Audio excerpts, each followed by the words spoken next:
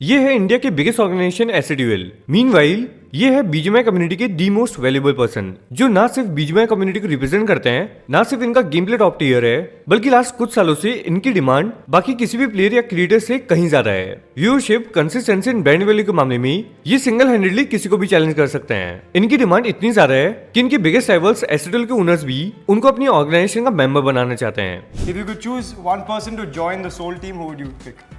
Like from any place? From anywhere in the world. Jonathan? India में I'll go for Jonathan. इतना ही नहीं, जब 2023 में जॉनथन के गॉडले को लीव करने के रूमर स्प्रेड हो रहे थे, तो उनको काफी ऑर्गेनाइजेशंस ने रीच आउट किया था and they were offering him turns and lakhs of money. In fact कुछ ऑर्गेनाइजेशंस ने उनको अपनी कंपनी में इक्विटी यानी कि शेयर होल्डिंग्स देने तक ऑफर किया। वेल, इस वीडियो में हम डिस्कस करेंगे क्या हो अगर जॉनथन गॉडले को लीव कर दे, क्या हो अगर वो खुद की ऑर्ग बनाए, एंड क्या हो अगर वो एसडीएल को ज्वाइन कर ले। वेल, इस वीडियो में हम हर एक पॉसिबिलिटी पर अच्छे से डिस्कशन करने वाले हैं। तो अगर तो तुम भी कंटेंट को कंटेंट के सेंस में लेते हो तो तुम्हें काफी मजा आने वाला है, क्योंकि ये पूरी वीडियो हाइपोथेटिकल सिचुएशन पर बेस्ड है एंड इसका रियलिटी से दूर दूर तक कोई रिलेशन नहीं। लेकिन वैसे मुझे इस कम्युनिटी पर भरोसा नहीं है, क्योंकि कल जो लड़ रहे थे वो आज दोस्त हैं। कल जो एक दूसरे का मुंह तोड़ने की बात कर रहे थे वो एक ऑर्गेनाइजेशन में है। कल तक जो एक दूसरे पर केस कर रहे थे, एलिगेशंस लगा रहे थे, वो कब स्मूथ कर ले हमें कोई आइडिया नहीं। लेकिन वीडियो शुरू करने से पहले कुछ चीजें जानना तुम्हारे लिए बेहद जरूरी है, क्योंकि ये पूरी वीडियो एक ऑर्डर में है, यानी कि सीक्वेंस में है। अब अगर तो तुमने एक भी पॉइंट मिस आउट किया तो तुम्हें ये वीडियो बिल्कुल समझ नहीं आएगी। सो देखो, ये जो हमारी पूरी वीडियो है कि वो गॉडले को लीव करेंगे तो क्या होगा, इसके बाद उनके पास 4 सिचुएशंस बनती है जो वो गॉडले को छोड़ने के बाद कर सकते हैं। एंड हम उन 4 सिचुएशंस को इन 4 एस्पेक्ट्स में देखने वाले हैं। दैट अगर तो वो किसी को भी ज्वाइन करेंगी तो उससे ऑर्गन जॉनथन दोनों को ई स्पोर्ट्स में क्या फर्क पड़ेगा, business and fan base aspect and overall पूरी कम्युनिटी में क्या इंपैक्ट पड़ेगा। तो देखो, इससे पहले कि हम ये डिस्कस करें कि वो किस ऑर्गेनाइजेशन को ज्वाइन करेंगे आफ्टर लीविंग गॉडले, हम उससे पहले ये देख लेते हैं कि अगर तो वो सिर्फ गॉडले को लीव करे तो उसके क्या कॉन्सिक्वेंसेस हो सकते हैं। एंड ये सिर्फ हाइपोथेटिकल सिचुएशन नहीं है, बल्कि 2023 में काफी ऐसे रूमर्स आए थे दैट जॉनथन गॉडले को लीव कर रहे हैं, और ये चीज मैं नहीं बल्कि गॉडले के ओनर खुद कंफर्म करते हैं। कि अभी जब ये जोनाथन ने फॉलो ऑन फॉलो का सीन आपको पता ही ना क्या था, वो तो हमारा इंटरनल फाइट हो गया था टीम बीम कुछ चीज़ों को लेकर। तो बट उस टाइम पे लाइक इतने सारे लोगों ने जोनाथन को अप्रोच किया था, इतने सारे लोगों ने, इन टर्म्स ऑफ मनी हो, in terms of in fact recently दिसंबर 2025 में भी इनका फॉलो ऑन फॉलो चालू ही था। Now coming straight to the point, Johnny अगर गॉडले को लीव करेंगे तो उसके पीछे वैसे तो बहुत से रीजंस हो सकते हैं, जैसे कि टॉन्टन भाई ने नियो की जैसे जॉनी को भी सैलरी नहीं दी या फिर अपना डिवाइस देने से मना कर दिया। माफ कर दो। हाँ, तो मैं ये कह रहा था कि अगर जॉनी गॉडले को लीव करेंगे तो उसके पीछे काफी सारे रीजंस हो सकते हैं, बट उनमें से मेजरली एक रीजन सबसे स्ट्रॉन्ग होगा, that is internal issues. Internal issues जैसे कि उनका विजन मैच नहीं हुआ, कॉन्ट्रैक्ट या revenue structure, internal politics and etcetera. अब गॉडले छोड़ती पूरी कम्युनिटी में केओस हो जाएगा एंड गॉडले को काफी हिट मिलेगा, क्योंकि 100% जॉनथन एग्जैक्ट रीजन रिवील नहीं करेंगे एंड यहाँ पर ऑडियंस अपने स्पेकुलेशंस एंड कॉन्स्पिरेसीज ड्रॉ करके गॉडले को तोड़ेंगे। इंडिया की बिगेस्ट राइवलरी एसडीएल वर्सेस गॉडले अब फिर से रिकंस्ट्रक्ट होगी, एक नई वेव शुरू हो जाएगी। मतलब एसडीएल वर्सेस वो जिस भी ऑर्ग में जाएंगे और इससे कम्युनिटी वॉलेटाइल हो जाएगी। अब इंडिविजुअल लेवल पर ई स्पोर्ट्स एस्पेक्ट में जॉनथन और गॉडले दोनों पर कोई भी इम्पैक्ट नहीं आएगा। इम्पैक्ट इसलिए नहीं पड़ेगा क्योंकि हमने प्रीवियसली काफी बार देखा है कि जॉनथन के राउंड जितने भी लाइनअप्स बने हैं उनका परफॉर्मेंस वैसा ही रहा है एंड गॉडले अपना स्टेटस मेंटेन करने के लिए बेस्ट ऑफ द बेस्ट को स्काउट करेगी। लेकिन इंडिविजुअल लेवल पर बिजनेस एस्पेक्ट में दोनों पार्टीज को भयंकर लेवल पर सेटबैक मिलेगा, क्योंकि गॉडले जॉनथन को काफी अच्छे से मैनेज कर रही है। अब जॉनथन को उनके करियर में ऐसा लॉन्ग टर्म सेटबैक नहीं मिलेगा, क्योंकि उनका फैन बेस अभी भी उनके साथ है, बट इतने बड़े टैलेंट को मैनेज करना इट्स नॉट दैट इजी, तो उनको भी कुछ पर्टिकुलर टाइम के लिए सेटबैक मिलेगा जरूर। एंड बात करें गॉडले की, तो उनको इसका इम्पैक्ट काफी महंगा पड़ेगा, because I am not gonna say कि जॉनथन से गॉडले है, लेकिन जॉनी की वजह से काफी बड़ा फैन बेस गॉडले से जुड़ा हुआ है और क्रिएटर इकोसिस्टम में व्यूअरशिप मतलब ब्रांड्स, तो उनकी ब्रांड वैल्यू, उनकी ट्रस्ट वैल्यू क्वेश्चनेबल होगी, जिसकी वजह से उनका बिजनेस साइड कंपैरेटिवली ज्यादा इफेक्ट होगा। एंड ये सब ओवरनाइट नहीं होगा, जॉनी के फैंस गॉडले को ओवरनाइट अनफॉलो नहीं करेंगे, बट इसके इम्पैक्ट इवेंचुअली देखने को मिलेंगे। नाउ ऐसा बिल्कुल भी नहीं है कि व्यूअरशिप टर्म्स में सिर्फ गॉडले को इम्पैक्ट एंड कॉन्सिक्वेंसेस का सामना करना पड़ेगा, बल्कि जॉनथन पर भी इम्पैक्ट पड़ेगा, क्योंकि भले ही जॉनथन की इंडिविजुअल आइडेंटिटी है, बट बहुत से लोग उनको गॉडले के लेबल से जाना पसंद करते हैं। फॉर एग्जांपल, मेसी की इंडिविजुअल आइडेंटिटी है, बट जब उन्होंने बार्सिलोना क्लब को लीव किया तो उनके काफी फैंस का इमोशनल ब्रेकडाउन हो गया, बिकॉज वो लोग मेसी को उस क्लब एंड लेबल के साथ देखना पसंद करते हैं। नाउ गॉडले को लीव कर देने के बाद 4 पॉसिबिलिटीज बनती हैं और इन अजम्पशंस के होने के चांसेस कुछ इस अकॉर्डिंग है। तो उनके लीव करने के बाद उनके पास जिस सिचुएशन के होने की सबसे ज्यादा प्रोबेबिलिटी है वो है कि वो क्लचवर्ड के साथ कोई ऑर्गेनाइजेशन बनाए, मैड किंग्स को ज्वाइन कर ले। भाई, पर इसकी पॉसिबिलिटीज हाईएस्ट क्यों है? वेल, वो इसलिए क्योंकि काफी बार तुमने देखा होगा कि जब भी जॉनसन से एक क्वेश्चन किया जाता है कि अगर वो अपने टीममेट्स के अलावा किसी और के साथ खेलना चाहें तो वो किसके साथ खेलेंगे, तो इस पर वो हमेशा लाली एक क्लचवर्ड का नाम लेते हैं और ये काफी लोकप्रिय और विजिबल भी है। सो नाउ इन सभी एस्पेक्ट्स में क्या होगा, तो देखो जॉनी सबसे ज्यादा पॉपुलर उनके ई स्पोर्ट्स में डोमिनेशन की वजह से है। नाउ बात करें ई स्पोर्ट्स एस्पेक्ट में तो Johnny will dominate as usual, but उनके टीममेट्स भी इक्वली डोमिनेटिंग होनी चाहिए। पर अगर गलती से भी वो किसी भी टीम या ऑर्ग में जाकर ई स्पोर्ट्स के साथ साथ बिजनेस में इन्वॉल्व होंगे या फिर मैनेजमेंट में इन्वॉल्व होंगे या मे बी उनकी कोई टीम में से इन्वॉल्व होगा तो भैया उनका घी और तेल खत्म होना तय है, क्योंकि वो ई स्पोर्ट्स में भी कम्पीट कर रहे हैं, कंटेंट क्रिएशन भी, एंड एक और डिपार्टमेंट ऐड हुआ तो उनका ई स्पोर्ट्स डायरेक्टली इफेक्ट होगा एंड ये बाकी जितने भी एस्पेक्ट्स हैं सभी में एप्लीकेबल होगा। पर वहीं बात करें बिजनेस एस्पेक्ट में तो देखो इट्स अप टू यू, तुम्हें मानना है या नहीं, बट जो वैल्यू गॉड लाइक जॉनसन को डिलीवर कर रहे हैं, मैनेज कर रहे हैं, वो हर कोई नहीं कर सकता। पर क्योंकि जॉनसन की individual identity and brand presence काफी अच्छी है इसलिए उनको इम्पैक्ट उतना ज्यादा भी नहीं होगा। यू कैन अज्यूम कि जो उनको गॉड लाइक प्रोवाइड कर रही है उससे 20 to 25% लोअर। लेकिन वहीं बात करें फैन बेस की तो फैन बेस एक्सपोनेंशियली ग्रो होगा। क्यों? क्योंकि उनके ज्वाइनिंग के बाद कम्प्लीटली नॉस्टैल्जिक वाइब्स होंगी, बिकॉज प्रीवियसली इंडिया में उनका डोमिनेशन क्रेजियस था जब वो टीएसएम एंटिटी में थे। ना ओल्ड मेमोरीज रिवाइव होंगी एंड फैन फॉलोइंग एक्सप्लोसिवली बढ़ेगी। बट इससे कम्युनिटी में क्या इम्पैक्ट पड़ेगा? वेल जैसे कि मैंने कहा ओल्ड मेमोरीज रिस्टोर होंगी तो कम्युनिटी में ऑडियंसेस के बीच टॉक्सिसिटी और भी ज्यादा बढ़ जाएगी। राइवलरी जो पहले एसिडल वर्सेस गॉडलाइक थी वो अब खत्म हो जाएगी, क्योंकि एसिडल एंड गॉडलाइक दोनों काफी डोमिनेटिंग है। पर क्योंकि अब गॉडलाइक का बिगेस्ट फेस किसी और टाइटल के अंडर है तो उनके न्यू लेबल मैड किंग्स का स्क्रैच से फॉर्मेशन होगा। तो वो एसिडल की लेगेसी से कम्पीट कैसे करेंगे? उन्हें अपनी लेगेसी स्क्रैच से बनानी होगी to compete with other orgs, जिसकी वजह से कम्युनिटी अनस्टेडी हो जाएगी, कम्युनिटी स्लो जाएगी एंड लॉन्ग टर्म में ये ओवरऑल पूरी कम्युनिटी पर काफी नेगेटिव इंपैक्ट देगा।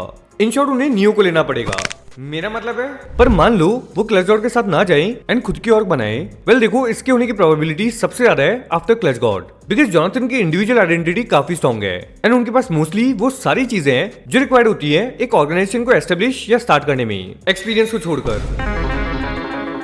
लेकिन बावजूद इसके फेल होने की पॉसिबिलिटीज भी उतनी ही ज्यादा होगी, जिसको हम एक छोटे से एग्जांपल से समझते हैं। स्काउट जो ई स्पोर्ट्स में काफी डोमिनेटिंग हुआ करते थे, साथ में कंटेंट क्रिएशन भी कर रहे थे, एंड जब उन्होंने एक्सपार्क का रिफॉर्मेशन किया तो उन्हें खुद को भी ई स्पोर्ट्स को छोड़ना ही पड़ा था, बल्कि एक्सपार्क को सस्टेन करवाने के लिए उनको रेवेनेंट जैसी ऑर्गेनाइजेशन के साथ कोलैब करना पड़ा।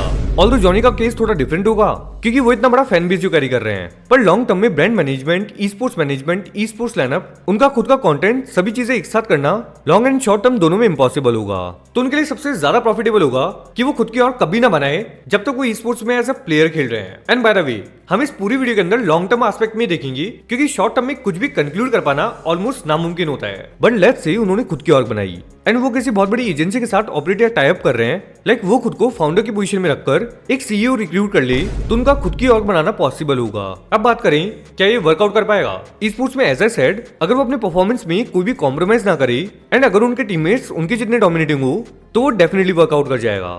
फैन बेस की बात करें तो वो लॉन्ग टर्म में तो और भी ज्यादा ग्रो हो सकता है। पर बात करें कम्युनिटी की तो कम्युनिटी धीरे धीरे डेड हो जाएगी। कैसे?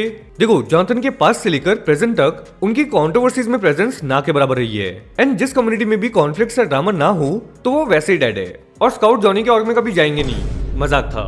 अब उनका बिजनेस साइड भी लैक करेगा क्योंकि ना चाहते हुए भी उनको नए कंटेंट क्रिएटर्स और ई स्पोर्ट्स साइनअप्स को रिक्रूट करने में इन्वॉल्व होना पड़ेगा, मैनेजमेंट में एंगेज होना पड़ेगा, जिससे हमने जो भी डिस्कस किया वो भी कहीं ना कहीं इंपैक्ट होगा और उनको भी स्काउट जैसे रिटायरमेंट लेनी पड़ेगी। ये मजाक नहीं था। लेकिन भाई ये भी तो हो सकता है कि वो क्लच के साथ ना जाए, खुद की और की फाउंडेशन भी ना करे, और एसिडल में तो कौन ही जाना चाहेगा? एक रैप का मारा ना, मजाक। मतलब इन सभी को छोड़कर किसी दूसरी टी1 ऑर्ग में जाए जैसे कि TR, OG, RG and GDR वगैरह में, तो क्या होगा? ओके सो जैसे कि मैंने तुम्हें पॉसिबिलिटी चार्ट दिखाया था कि उनका किसी और टी1 ऑर्ग में जाना मुश्किल है। वेल क्यों? बिकॉज वो किसी दूसरी टी1 ऑर्ग को ज्वाइन करेंगे तो इस पर काफी चीजें डिपेंड करेंगी कि क्या वो एज एन एथलीट जाना चाहते हैं या फिर एज ए क्रिएटर या फिर एक्सक्लूसिवली। मतलब हर पॉसिबिलिटीज एंड सिचुएशंस के अलग एस्पेक्ट होंगे। इनफैक्ट हर एक ऑर्गेनाइजेशन की ज्वाइनिंग में अलग पर्सपेक्टिव, अलग नुआंस। जैसे कि मान लो अगर वो टूरिपर्स में जाएं तो मोस्टली वही चीजें होंगी जो हमने ऊपर क्लच वाले सेगमेंट में डिस्कस किया, पर जीडीआर का अलग, K9 और आरजी वगैरह का अलग। तो इनमें से हम कंसीडर करते हैं ओजी को, एंड लेट्स अज्यूम कि वो एक्सक्लूसिवली यानी कि as a creator and as an athlete join करते हैं, तो क्या होगा? बिजनेस एस्पेक्ट में OG can definitely manage Jonathan and वो दोनों के लिए इक्वली बेनिफिशियल होगा। ई स्पोर्ट्स एस्पेक्ट में दे माइट फेल क्योंकि गॉडलाइक ने अपना लाइनअप जॉनथन के अराउंड बनाया हुआ है और ये जरूरी नहीं है कि बाकी सभी भी गॉडलाइक जितने ग्रेशियस हों। दैट्स व्हाई आई सेड कि इसके होने के चांसेस बहुत कम है। फैनबेस की बात करें तो वो वैसा ही रहेगा, लॉन्ग टर्म में कुछ खास ज्यादा इंपैक्ट एड ऑन नहीं होगा। लेकिन कम्युनिटी में काफी केस हो जाएगा, एज ये कम्युनिटी एसिडल वर्सेस गॉडलेक के कॉन्फ्लिक्ट्स एंड राइवलरीज की वजह से चल रही है। नाउ जब एसिडल का कोई भी ओपोनेंट ही नहीं बचा तो कॉन्फ्लिक्ट्स कैसे होंगे? क्यों? देखो, ओजी, आरएनटीएक्स एंड कुछ और भी ऑर्गेनाइजेशंस का बिजनेस साइड 8-बिट क्रिएटिव से एसोसिएटेड है। अब ओजी अगर एसिडल से कॉन्फ्लिक्ट स्टार्ट करेंगी तो उनका बिजनेस एंड रिलेशन अफेक्ट होगा। ना होगा ये कि जब कॉन्फ्लिक्ट्स ओपनली नहीं हो पाती तो इंटरनल पॉलिटिक्स शुरू हो जाती है, और इसमें एक्चुअली होगा क्या इसको कंक्लूड कर पाना काफी मुश्किल है। जब होगा तभी पता चलेगा। अब आ जाते हैं हमारे मेन मुद्दे पर, क्या होता अगर जॉनथन एसिडल में होते। पर आगे बढ़ने से पहले ही बता दूं, इसके होने की प्रोबेबिलिटी ऑलमोस्ट ना के बराबर है। अब तक हमने जो भी डिस्कस किया वो एक बार को फिर भी मुमकिन है, पर जॉन इन एसिडल ना मैन। वैसे हो भी सकता है, घातक भाई ने भी तो बात करी ई-स्पोर्ट्स एस्पेक्ट में, तो जैसे कि मैंने पहले मेंशन किया, गॉडलेक ने अपना लाइनअप जॉनथन के राउंड बनाया हुआ है। एसिडल वैसे कभी नहीं करता क्योंकि उनके डिसीजंस मेजरली बिजनेस ड्रिवन होते हैं रादर देन इमोशंस ड्रिवन, जो कि होना भी चाहिए। फैनबेस के लेवल पर स्टार्टिंग में एक्सप्लोजन होगा, पर धीरे धीरे उसमें क्रैक्स आना स्टार्ट हो जाएंगे बिकॉज जॉनथन के फैंस उनको सेंटर में देखना चाहते हैं। और एसिडल में सेंटर सिर्फ एक नहीं होता, वहां मल्टीपल फेसेस एंड आइडेंटिटीज होती हैं। बिजनेस एस्पेक्ट में ये भयंकर तरीके से फटेगा, दुनिया भर के brands, sponsors, deals and what not. But ये सिर्फ जॉनी एंड एसिडल के लिए बेनिफिशियल होगा, ओवरऑल पूरी इंडस्ट्री कोलैप्स हो जाएगी अगर जॉनी ने उनके ही राइवल्स को ज्वाइन कर लिया तो, बिकॉज इंडस्ट्री वन साइडेड हो जाएगी। एंड जब भी इंडस्ट्री वन साइडेड होती है तो व्यूअरशिप धीरे धीरे गिरने लगती है, इंटरेस्ट कम होने लगता है। क्यों? क्योंकि जैसे कि मैंने पहले भी बोला, एसिडल वर्सेस गॉडलेक कोई नॉर्मल कॉन्फ्लिक्ट नहीं है, ये इस इंडस्ट्री का स्पार्क एंड फ्यूल है। इसी राइवलरी ने कंट्रोवर्सीज क्रिएट करी, व्यूअरशिप बनाई और कम्युनिटी को डिवाइडेड रखा। अगर जॉनथन उनके राइवल्स को ज्वाइन कर लेते तो ये पूरा बैलेंस बिगड़ जाता, कंपटीशन खत्म हो जाता, एंड जब कम्युनिटी के पास साइड्स ही नहीं होती तो एंगेजमेंट कम होने लगती है। लोग बोलते हैं यूनिटी अच्छी चीज है, पर रियलिटी ये है कि राइवलरीज ही कम्युनिटी को एक्टिव रखती हैं। शॉर्ट टर्म में कम्युनिटी स्टैग्नेंट हो जाती और लॉन्ग टर्म में इकोसिस्टम डेड हो जाता। ऊपर से चुम्मा चाटी होगी वो अलग, पर तू किस बेसिस पर बोल रहा है कि कम्युनिटी डेड हो जाएगी? तो आओ थोड़ा डीप डाउन करते हैं। मान लो जॉनथन एसिडल में, उनकी ज्वाइनिंग के बाद एसिडल के लो टियर क्रिएटर्स ओवरशैडो होना स्टार्ट हो जाते, बिल्कुल वैसे ही जैसे आज गॉडलेक में होता है, क्योंकि जॉनथन लाइमलाइट स्टीलर हैं। उनकी प्रेजेंस की वजह से एसिडल धीरे धीरे अपनी इंडिविजुअल आइडेंटिटी लूज करने लगता, और ये भी बिल्कुल वैसे ही जैसे कि अभी उनके करंट ऑर्गेनाइजेशन के साथ हो रहा है। और जब एक ऑर्ग अपनी पहचान लूज करती है तो उसका इम्पैक्ट सिर्फ उस ऑर्ग तक लिमिटेड नहीं रहता, वो पूरी कम्युनिटी में रिपल इफेक्ट क्रिएट करता है। नॉट ओनली दिस, जॉनथन आज जहां पर भी है वो वहां पर कभी पहुंच ही नहीं पाते। अब मैं जो भी बोलूंगा उसकी वजह से फिर से मुझे हेट अटैक मिल सकता है, या मे बी लोग उसको फिर से कंट्रोवर्शियल बना दे, but trust me it's not. Creative freedom. Jonathan starting से ही अपने brands, image and internet presence खुद कंट्रोल करते हैं, कंप्लीटली ऑर्ग बेस्ड नहीं। वेयरएज एसिडल एंटायरली फ्रेमवर्क में काम करना पसंद करते हैं, जैसे कि उनकी मेन चैनल पर कंटेंट बनाना। उनके सभी क्रिएटर्स की सोशल मीडिया प्रेजेंस काफी हाइपर एक्टिव है, एंड ऐसे में जॉनथन को इसमें नेगोशिएट करना पड़ता, जिसकी वजह से उनकी क्रिएटिव फ्रीडम कॉम्प्रोमाइज हो जाती। ये सब तभी पॉसिबल होगा जब जॉनथन कंप्लीटली स्पोर्ट्स से रिटायरमेंट लेकर कंटेंट क्रिएशन पर फोकस करेंगे। इसी के साथ एसिडल खुद भी डिवाइड हो जाता, क्योंकि अब उनके पास मल्टीपल फेसेस हो जाएंगी। Goblin supremacy. जब तक भी वो ई-स्पोर्ट्स में है, Godlike is the best organisation for him. काफी लोग इस मिथ में जी रहे हैं कि जॉनथन ने गॉडलेक को सिंगल हैंडेडली कैरी किया हुआ है, जबकि ऐसा बिल्कुल भी नहीं है। आई नो जॉनी का डोमिनेंस कंपैरेटिवली ज्यादा है, बट गॉडलेक का उनके अराउंड लाइनअप बनाना, 3 साल कंटिन्यूअसली हर बार टूर्नामेंट से एलिमिनेट होना, इसके बावजूद प्लेयर्स को टाइम पर सैलरी देना, कुछ को छोड़कर जॉनी के लिए पर्पस ड्रिवन अप्रोच रखकर डेडिकेटेड होकर उनको मैनेज करना, it's not easy. Not only this, इस वीडियो को लिखने में तो बहुत मजा आया, बट ऑनेस्टली इसका कोई सेंस नहीं था पर्सपेक्टिव एंड परसेप्शंस को छोड़कर, क्योंकि कंटेंट जो कि गॉडलेक की ओनर है, उन्हीं के according Jonathan is now one of the Godlike co-founder। तो यहाँ से स्टेप बैक करना इम्प्रैक्टिकेबल है। It's exactly like T1 Faker. अगर तुम इन्हें नहीं जानते हो तो shortly, Faker League of Legends के सबसे गोटेड प्लेयर हैं, जिन्होंने 2011 में खेलना शुरू किया था, देन उन्होंने T1 को ज्वाइन किया।